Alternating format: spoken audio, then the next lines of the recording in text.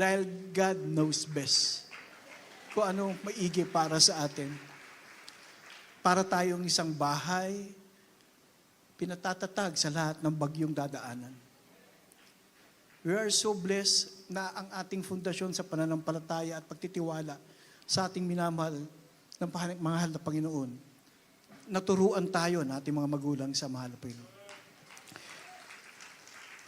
Pinasasalamatan ko ang mga nagaganap sa aming buhay. Dahil nakita namin ang kapangyarihan ng mahal na Panginoon ay totoo, tunay. Madaming ang occasions na hindi kami inakasama ninyo po. Yun ang mabigat sa amin. Kasi hindi kami sanay na wala kami every now and then pag may okasyon. Lalo na pagkasama natin ating ginagalang na mahal na pastor, magkakasama tayo, nagpupuri, naglululati sa ating pinakamamahal na Panginoon. And I know our dear Heavenly Father was so good in every one of us. Pinapaabot ng ating beloved wife, beloved Peach, ang pagpapasalamat sa ating pinakamamahal na Panginoon. And we're almost there. God willing, in the matter of months, we'll be all together again. May lakbayin. In every journey, there is a victorious ending because we are all children of God. Marami sa aking namin napapakinggan na mga buhay na patotoo, talagang nagmamanifest ang ating pinakamamahal na Panginoon. We are tried, yes. Sinusubok tayo. Wala namang taong hindi sinusubok. Kaya lang, doon mo mapapakita kung sino ka sa harap ng mahal na Panginoon. No ifs, no buts. Sabi nga na ating mga magulang sa mahal na Panginoon, no ifs, no buts. All for the glory of God. Lahat yan para sa kalwalhatian ng mahal na Panginoon. Alam nyo, maraming nasa dibdib ko na dapat sabihin, pero hindi ko alam kung anong unang huhugutin para anong sabihin ko. Ang aking alam lang is, nandyan ang ating mahal na Panginoon buhay. Totoong Diyos na dumidinig sa bawat isa sa atin. And we really were blessed. Kaya nga tayo ay nagkaroon ng blessed Christmas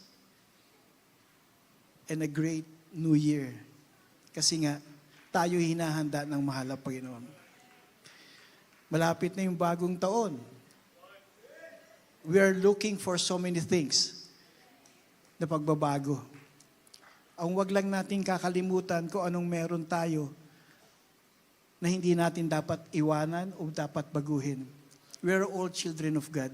Huwag niyo nga alisin sa inyong isip yun na kahit anong dumating na pagsubok, ang Diyos na nagmamahal sa iyo ay totoo, tapat.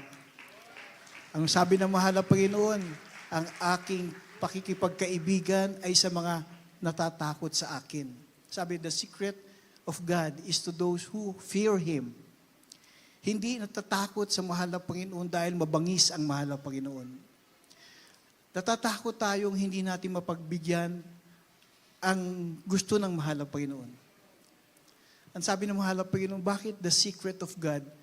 Bakit sa mga taong natatakot? If you have a friend na binibigay sa kayo ang iyong sikreto, you're so blessed kasi alam mo, ikaw lang ang nakakaalam kasi napapatunayan mong kaibigan ka na nagsasalita sa iyo. Pero kung itong talatang to'y galing sa mahal na Panginoon, the secret of God for those who fear Him, sabihin mo nang ako'y duwag. Kasi ako'y naniniwala at gusto ko kumpleto ang sikretong pinapaabot sa akin na ating pinakamamahal na Panginoon. Ang sikretong yan ay sinabi nga, you cannot know the secret of God until you know who God is. How can we serve the unknown God? Sasabihin natin, kilala ko mahal na Panginoon. How well do you know God? Mahabang panahon na tayo, we're just 2 steps. It's 50th church anniversary na po natin. Dapat yung mga na-save before or the time, bago ngayon, mag-50th, at saka mga na-save ngayon, we're looking forward na we're facing a battle. Marami tayong dinaan ng mga pagsubok and we're facing the greatest battle of all.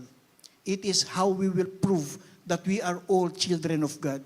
Kailangan lang natin magkaisa, kailangan natin patunayan sa ating mga sarili na ako'y anak ng Diyos, ako'y nagmamahal sa mahal na Panginoon, at mahal ako ng mahal na Panginoon. You don't have to fear.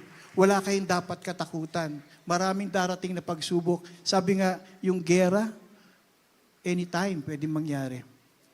Yung taggutom, yung mga bagyo, ang dami-daming mangyayari na kinakatakot ng tao. Pero sabihin pa rin natin, sa mga mangyayaring to, ang sabi ng mahal na Panginoon, fear not, for I am with thee. I will never leave thee, nor forsake thee. Yun po ang aming pinangahawakan na aking beloved wife, beloved Paige, sa aming journey. Alam ko, kasama po natin ang mahal na Panginoon at kasama po namin kayong nananalangin. Yun po ang aming pinasasalamatan. Every now and then, pag may natatanggap kaming text, beloved Paige, we're praying for you. Beloved Paige, nagpapas kami sa iyo. Sabi ko, ma, alam mo itong mga kapatiran, maliliit na panalangin na sila sabing para sa complete healing mo. Nakikita ng mahal na Panginoon ang kanilang mga puso. Nakikita nila kung how they pray.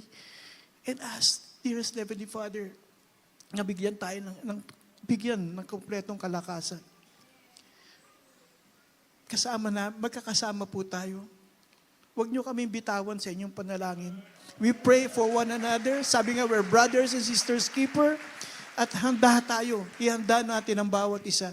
We gotta face our dearest Heavenly Father in time. Huwag lang tayo manghilabahod. Sabi nga natin, kung babantayan natin ang mga preaching ng ating minamahal, kagalang-galang na mahal pastor, walang sinabi ang dearest Papa, kundi palaging watch out, work out for your salvation. Palaging importante ang kaligtasan. That kaligtasan na pinangahawakan at itinuturong mainam, paulit-ulit sinasabi ng ating kagalang-galang na mahal pastor, ang kaligtasan. Dahil yan ang susi papunta sa kaharian ng mahal na Panginoon. Without salvation, kaya sabi ng mahal na Panginoon, repent, for the kingdom of God is at hand. So nauuna ang repent, that is for us to ask forgiveness and to be saved. For what? For the kingdom of God is at hand. Yan ang importante.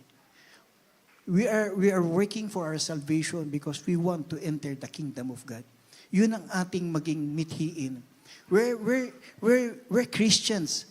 Namumuhay tayo alang-alang sa pagmamahal na binigay ng mahal na Panginoon. Pagtrabaho natin na makaabot tayo sa gusto ng mahal na Panginoon kung saan tayo dapat naroon. Remember, ang ating minamahal na Panginoon, nung nagkasala ang tao, ang unang-unang gumawa ng kapamaraanan o the first gospel galing sa mahal na Panginoon. During the time, ano sabi ng mahal na Panginoon?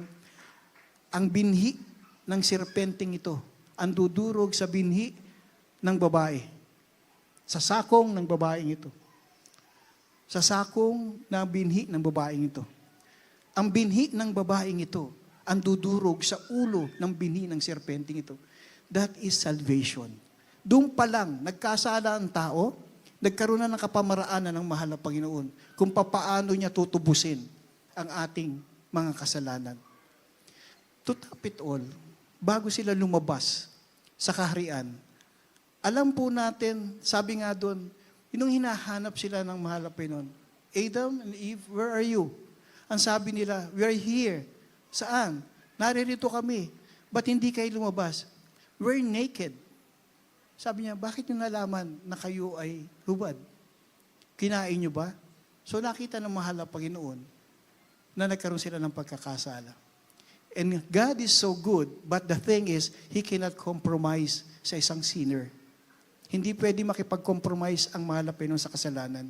So kailangan ng mahal na Panginoon, pagbayaran yun. So yun ang first gospel, that seed of the serpent will crush the heel of the seed of the woman, and the seed of the woman will crush the head of the seed of the serpent.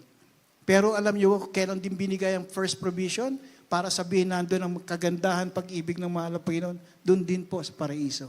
Before sila lumabas, yung fig leaves na nakataping sa kanila, pinalitan ng mahal na Panginoon. Pinalitan ng mahal na Panginoon yun ng skin ng hayop. Sabi ng mahal na Panginoon, Biro nyo, pinalitan. Kasi ang fig tree, yung mga leaves, natutuyo. Natutuyo yon. And pag lumabas ka, matutuyo yon, you will be naked. Malalagay kayo sa kakahiyan. And God so loved us, yung kanyang creation ng mahal na Panginoon, so loved ng mahal na Panginoon. Pinrovide sila ng damit para paglabas nila sa paraiso, they will not be ashamed. So nakita natin, doon pa man, ang mahal na Panginoon ay gumagawa ng kapamaraanan. Ang tanong ko sa inyo, kung noon ginagawa ng mahal na Panginoon sa mga nagkasala ang mga pagpapakita ng pagmamahal na to, sa ngayon sa ating buhay, anong inahanda ng mahal na Panginoon para sa atin? We're celebrating the birth of Christ, but we're looking forward to be with the Creator, the Maker, ang ating pinakamamahal na Panginoon. Ang sa amin, pwede lang namin ipagbilin sa inyo, huwag kayong aalis sa presensya ng mahal na Panginoon. It is the true love. Kung kayo ay nakakarinig o nakakaramdam ng panghihina, go back. Go back to the powerhouse. Pumunta kayo palagi sa bahay-sambahan. Huwag niyong isipin, sabi nga, patawarin niyo ako, medyo napahaba ako. Pero gusto ko lang mabigyan ng importansya. Bakit pinanganak ang mahal na Panginoon? Sino tayo? Para ibigay ang kanyang buhay. Kung titignan nyo, we are really very important sa mahal na Panginoon. Kung ang mahal na Panginoon nagbigay ng importansya sa atin, tayo, wala ba tayong importansya sa ating sarili? Kung merong importansya tayo sa ating sarili, pag-iingatan natin ang ating sarili, huwag tayong lumayo sa presensya ng mahal na Panginoon. And ang ating pinagpe-pray, mahal na Panginoon, sa iyong muling pagbabalik, where you prepare for everything for us, yun kasi gusto ng mahal na Panginoon, on that day, na tayo ay we are renewed, we are all in the presence of God, if nandun sa atin ang 9 fruit of the Holy Spirit. The 9 fruit of the Holy Spirit is the image of God.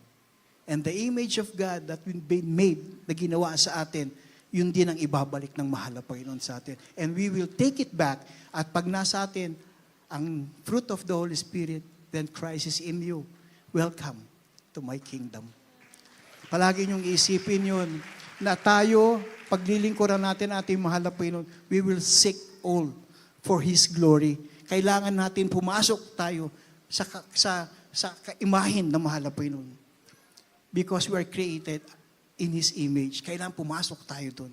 Yun ang ating pinagpapasalamat. Kaya nga, kung tayo subukin, sa amin sa kabigatan, pero lahat ito may pagpapasalamat. We're looking forward in days or months to come na palagi tayong magkakasama. And we pray for one another. Please pray for us. Please pray for my beloved wife, beloved Sister Peach. She was really praying. Ngayon, sabi ko nga, Ma, this is the last Friday of the year. Nagbihis kami, pumunta kami dito. Kasama natin ang ating... So, yun ay aking pinasasalamatan sa mahal na Panginoon dahil mabuti talaga ang mahal na Panginoon.